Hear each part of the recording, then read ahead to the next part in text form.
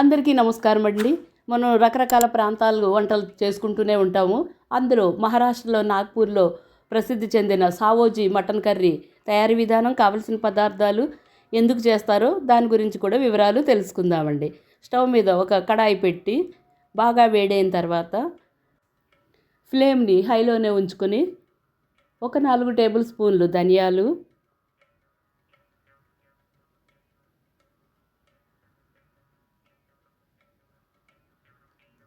ఒక 2 టేబుల్ స్పూన్లు బియ్యము, 1 టేబుల్ స్పూన్ నువ్వులు,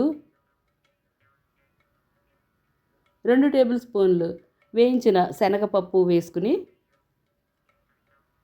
ఒక 3 నిమిషాల పాటు మాడకుండా ఫ్రై చేసుకుంటూనే ఉందామండి.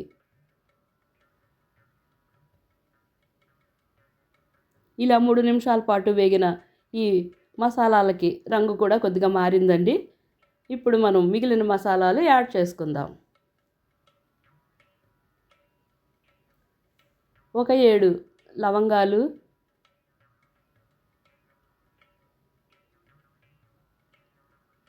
ఒక 5 యాలకులు, ఒక 2 నల్ల యాలకులు, ఒక అనాస పువ్వు,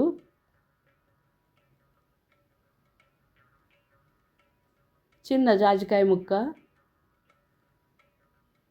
ఒక 4-5 దాల్చిన చెక్క ముక్కలు, ఒక 2 టేబుల్ స్పూన్లు రాతి పువ్వు, మిరియాలు ఒక అర స్పూను వేసి ఒక 3 బిర్యానీ ఆకులు కూడా వేసుకుని వీటన్నింటినీ మరో 3 నిమిషాల పాటు లో ఫ్లేమ్లో పెట్టి వేయించుకుందామండి. ఇలా వేగుతున్న దానిలో కూరకి మంచి రంగు రావడానికి బేడిగి మిరపకాయలు లేదా కాశ్మీరీ మిరపకాయలు ఒక 8 నుంచి 9 వేసుకుందామండి. మనం కారం కూడా దీనిలో వేసుకుంటాం. ఒక 2 నిమిషాల పాటు బాగా వేయించుకున్న దానిలో పచ్చి కొబ్బరి అయితే ఒక 3 టేబుల్ స్పూన్లు వేసుకోండి. లేదంటే ఎండు కొబ్బరి పొడి ఒక 2 టేబుల్ స్పూన్లు ఫుల్గా వేసుకుని దాన్ని కూడా ఒక్కసారి బాగా కలుపుకున్న తర్వాత స్టవ్ ఆఫ్ చేసేసుకుని చల్లారనిచ్చిన తర్వాత ఒక మిక్సీ జార్లో మెత్తటి పౌడర్ కింద తయారు చేసుకుందాం. ఇలా తయారైన ఈ పౌడర్లోంచి ఒక 10 స్పూన్లు మాత్రమే మిక్సీ జార్లో ఉంచుకొని దానిలో ఒక 4 మీడియం సైజు ఆనియన్స్ని ఫ్రైడ్ ఆనియన్స్ కింద చేసుకొని చల్లారడానికి పక్కన ఉంచామండి. వాటన్నింటినీ కూడా వేసుకుని ఒక్కసారి గ్రైండ్ చేసుకుందాం. ఇలా గ్రైండ్ చేసుకున్న పేస్ట్లో ఒక అరకప్పు నీరు పోసుకుని మరొకసారి మెత్తటి పేస్ట్గా చేసి పక్కన పెట్టుకుందాం. పేస్ట్ తయారైపోయిందండి. ఇక మటన్ కర్రీకి స్టవ్ మీద ఒక మందపాటి గిన్నె పెట్టుకొని దానిలో మనం ఫ్రైడ్ ఆనియన్స్ చేసుకున్న నూనె ఒక 7 టేబుల్ స్పూన్లు వేసి నూనె బాగా వేడైన తర్వాత ఒక 3 బిర్యానీ ఆకులు, ఈ కొలతలన్నీ మసాలాలు 1 కేజీ మటన్ కండి. మనం ఎక్కువ కావాలనుకున్నప్పుడు క్వాంటిటీ పెంచుకోవచ్చు. శుభ్రంగా కడిగిన లేత మటన్ వేసి ఒక 3 నుంచి 4 నిమిషాల పాటు హై ఫ్లేమ్ మీద ఫ్రై చేసుకుంటూ ఉందాం. ఇప్పుడు సావోజీ మటన్ హిస్టరీ తెలుసుకుందామండి. హల్బా కోఫ్తీలు అనే సావోజీ నేత కమ్యూనిటీ పనివాళ్ళు మహారాష్ట్రలోని నాగ్పూర్కి వలస వచ్చారండి. వాళ్ళు తీసుకొచ్చిన ఈ వంటకాల్లో అనేక సాంప్రదాయ వంటకాలు ఉన్నాయండి. దానిలో సావోజీ మటన్ అత్యంత ప్రసిద్ధి చెందిందండి. చాలా కారంగా, రుచిగా లేత మటన్తో వండే వంటకం. దీని మూలాలు సావోజీ కమ్యూనిటీతో కలగలిసిన సాంప్రదాయక చేనేతి పనివారి అల్లికలు ఎంత ప్రసిద్ధి చెందాయో ఈ సావోజీ మటన్ కర్రీ కూడా అంతే ప్రసిద్ధి చెందిందండి. ముఖ్యంగా వింటర్ సీజన్లో ఫేమస్ వంటకం అంటారండి. ఎక్కువ మసాలాలు ఉన్న కారణంగా వేడి, వెచ్చదనాన్ని ఇచ్చే వంటకాల్లోని మసాలాల మిశ్రమం రుచిని పెంచుతాయండి. ఇప్పుడు దీనిలోని మనం ఒక 2 టేబుల్ స్పూన్ల అల్లం వెల్లుల్లి పేస్ట్ వేసుకుని ఒక 3 నిమిషాల పాటు దీన్ని కూడా హై ఫ్లేమ్లోనే పచ్చివాసన పోయే వరకు ఫ్రై చేసుకుందామండి.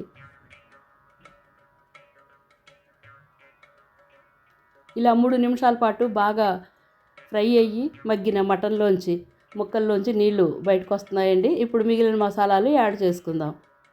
1 టీ స్పూన్ పసుపు,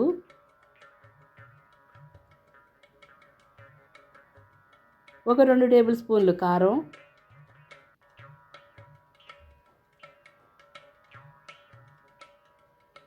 అలానే మటన్ కూరకి సరిపడినంత ఉప్పు,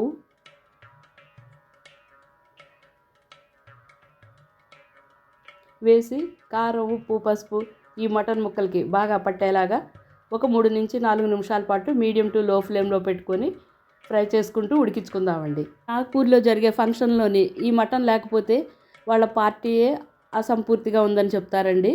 ఇప్పుడు మటన్ బాగా కలిసిందండి, నూనెలు కూడా బాగానే వచ్చినాయి. ఇప్పుడు మనం తయారు చేసి పెట్టుకున్న ఫ్రైడ్ ఆనియన్స్, మసాలాల మిశ్రమాన్ని మొత్తం వేసుకుని ఈ మటన్లో బాగా కలిసేలాగా కలుపుకుందాం.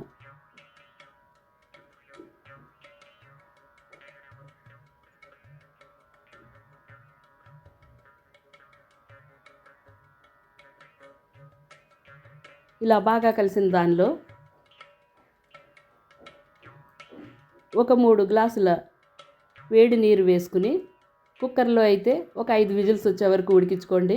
బయట అయితే ఒక 20 నుంచి 25 నిమిషాల పాటు మీడియం టు లో ఫ్లేమ్లో పెట్టుకుని మధ్య మధ్యలో కలుపుకుంటూ మూత పెట్టి ఉడికించుకుందామండి.